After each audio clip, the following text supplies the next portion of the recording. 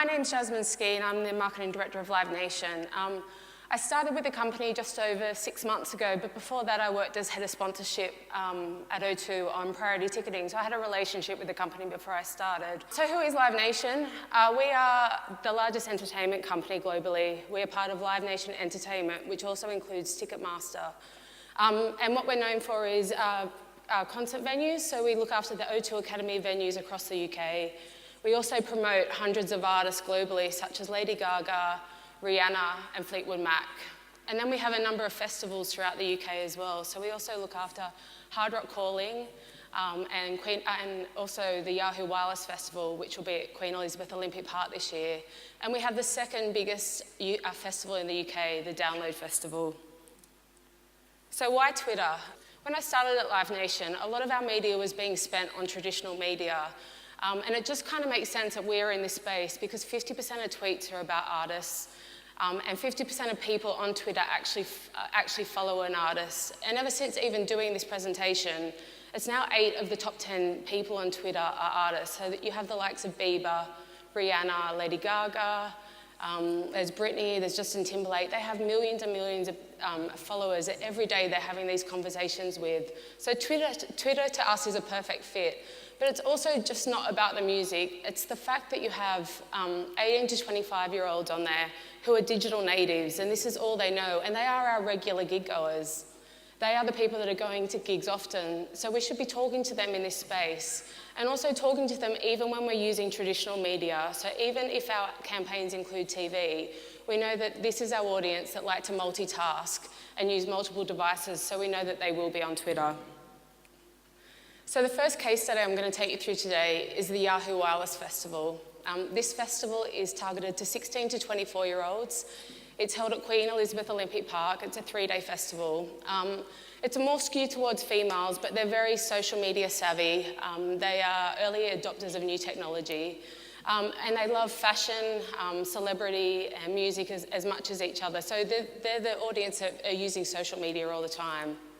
This year, we'll have Justin Timberlake and Jay-Z headlining that festival.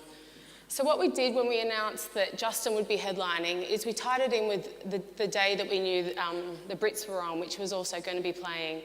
And what we did is we took a promoted tweet that day, and I've got a team of 3 people full-time on social media. So organically, we've fueled conversation, knowing that people would talk about Justin and they would talk about the Brits. And what we managed to do with just that promoted tweet is have not only our festival and Justin trend in London for most of the day, but 8 of the artists on the lineup were also trending that day as well. Then what we did on the day of the promoted trend, which was the day of on sale, is we changed the copy throughout the day so that we could stay engaged with our audience, and we actually listened to what they were saying. So the copy at the beginning of the day started with actually the on-sale message, and it gave people a link to go and purchase a ticket.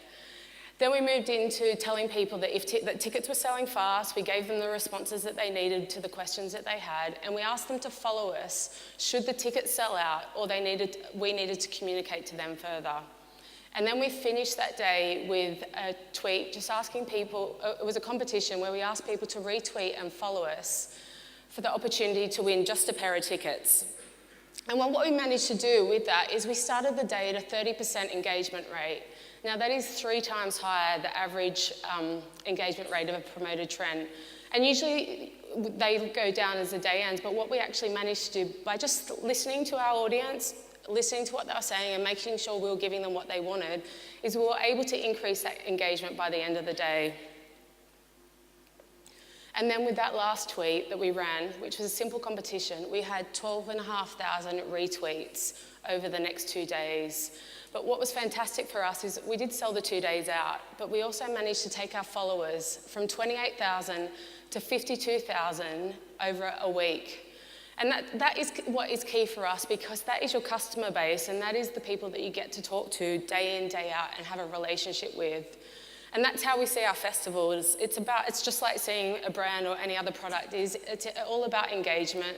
It's about thinking about them before they've bought from you so that you can start to have a relationship with them. And then moving them through that cycle of getting them to become a customer, getting them to be part of our festival family, and then turning them into advocates so they will then start to move on and do the job for us themselves. The second case study I want to take you through is Fleetwood Mac.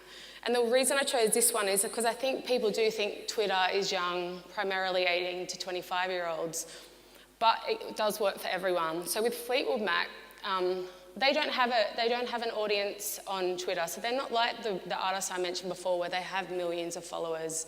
They very much don't use it that often, but where the insight came in is that if you look at Twitter, and I'm a Fleetwood Mac fan, so I would often see them trending, so I knew people loved to talk about them. They were a band that people would talk about their songs, or they would talk about them as artists. And this is also a band that traditionally, when we would put someone like them on sale, we would have gone down a very traditional media route, because they would have thought older people, TV, print, or radio. So it was a bit of a risk for us to go into taking a promoted trend for this tour.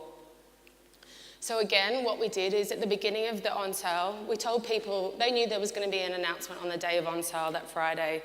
And so we told people to go to Twitter to find out information. And when they got there on the Friday, there was a hashtag that they needed to use. And when they used that a certain amount of times, we would then unlock the tour dates and the venues. And people did. So we not only had the promoted trend, but we were trending organically as well. Then, once we revealed this information, we ran a ticket competition, so people continued to be engaged with us. And then at the end of the day, we revealed additional tour dates that were announced, and we also announced those venues as well. That promoted trend had 150% higher engagement rate than any promoted trend, the average promoted trend. And why it worked is that it was exclusive, so we had the ticket competition, plus we had the information that they needed to get if they were a Fleetwood Mac follower, plus we had the call to action to either win or buy a ticket, and it was relevant. So we didn't leave the copy at the beginning of the day and not change it. We made sure when the dates were revealed, we continued to update it so people would come back. So I think the key thing is real-time marketing is really important, and having a team in place to be able to react, especially from a customer perspective, and giving them the information they need is extremely important. But also, there's, I think, 90 million tweets a day, so conversations are happening. And I think the way you can work as a brand is to work with these conversations rather than always needing to create your own. And I think that's what made these two promoted trends really successful. So just to finish up, there's a couple of things I just want to say is it's not just young kids. So Meatloaf and Bruce Springsteen are another couple of campaigns where I've had phenomenal engagement results. So don't think just this is where the kids are. Secondly, get your tone of voice right. And this is, something that O2 are fantastic at, is the way we would speak to a Rihanna fan is not the same way we would speak to a Black Sabbath fan. And if you want them to engage with you, they want you to understand they want you to demonstrate that you understand them. And then the final thing is, it's what's already been covered today, but just timing. Look at things that are coming up on TV and see how you can engage with that audience, because people are using two devices. They're watching and they're tweeting. So we will often make sure that we know when our artists that we're promoting are going to be on TV. So in this is the example here, I'm giving you Cheryl Cole. We just recently did the big reunion, which is, every Thursday, Twitter went crazy for it, and we had a tour there. So we made sure we had media to support our tour at the same time. And just really make sure that you're there and thinking about these things, because people are engaging with you. Thank you.